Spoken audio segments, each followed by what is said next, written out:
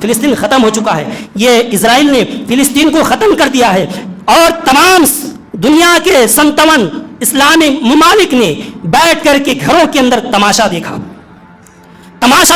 اس کا نتیجہ کیا ہوا معلوم ہے کہ آج صبح فجر کے وقت، فجر سے پہلے جب مسلمان سب سو رہے تھے، گہری نیند میں سو رہے تھے، اس وقت اسرائیل نے ایران کے اوپر حملہ کیا، اور ایسا حملہ کیا کہ زندگی میں ایسا حملہ کبھی نہیں ہوا۔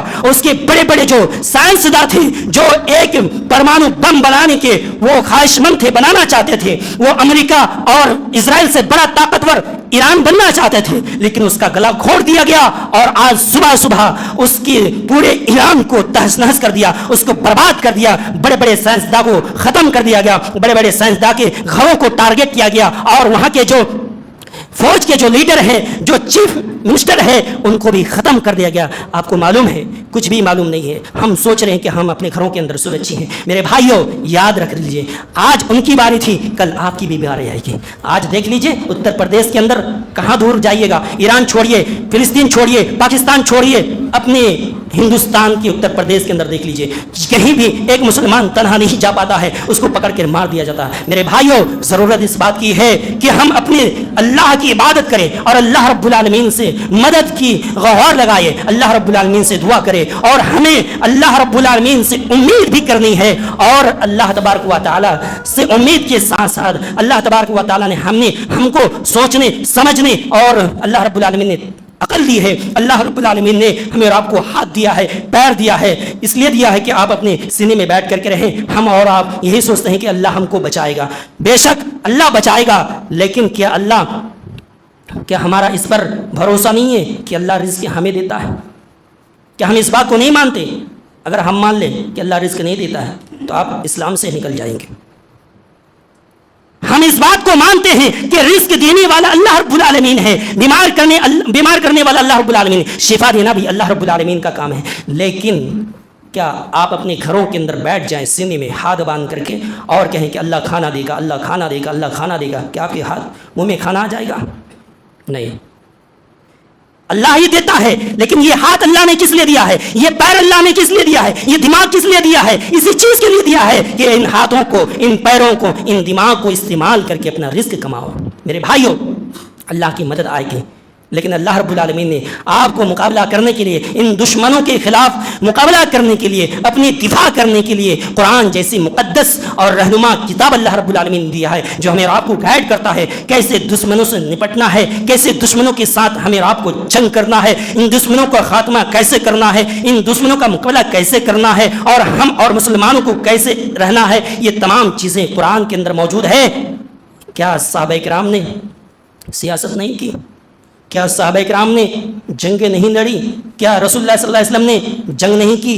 1400 سال سے لے کر کے آج تک مسلمانوں کا اتحاد رہا ہے، مسلمانوں نے کبھی جنگ نہیں ہاری، لیکن مسلمانوں آج کیا ہو رہا ہے؟ آج مسلمان چاروں طرف بے بس نظر آ رہا ہے، مسلمان چاروں طرف سے ہار رہا ہے، مسلمان چاروں طرف سے مار کھا رہا ہے۔ کیوں؟ کیا اللہ کے رسول کی حدیث جھوٹی ہے؟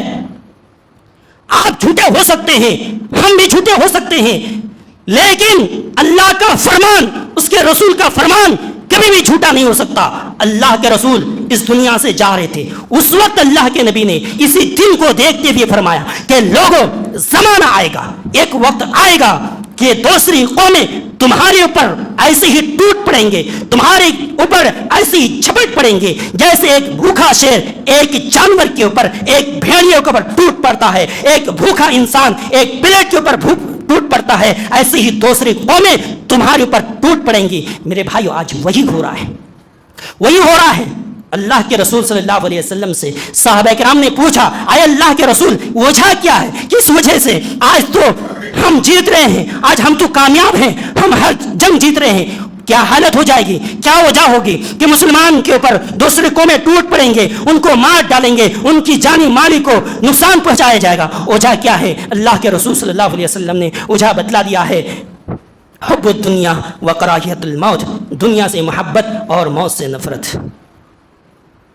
ہم روڈ پہ کیوں نہیں نکلتے؟ پولیس ہمیں پکڑ کے لے کے چلے جائے گی، جیل میں ڈال دے گا، ہم جیل میں بیٹھے رہیں گے۔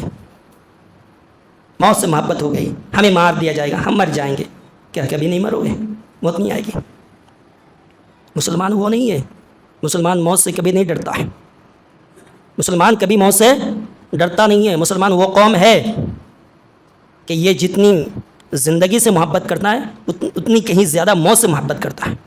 مسلمان موت کو گلے لگاتا ہے، مرنے سے، زندگی سے زیادہ موت سے محبت کرتا ہے، مرنا چاہتا ہے۔ اور اللہ تبارک و تعالیٰ نے ہمیں آپ کے لیے بہت ہی خوش نصیب انسان ہے کہ ہم اور آپ مومن ہیں۔ اگر ہم جنگ کے اندر گئے، اگر ہم مارے گئے تو شہید ہیں، اگر ہم بچ کر کے آئے تو ہم غازی ہیں۔ ہمارے دونوں ہاتھ میں لڈو ہیں، ہم دونوں طرف کامیاب ہیں۔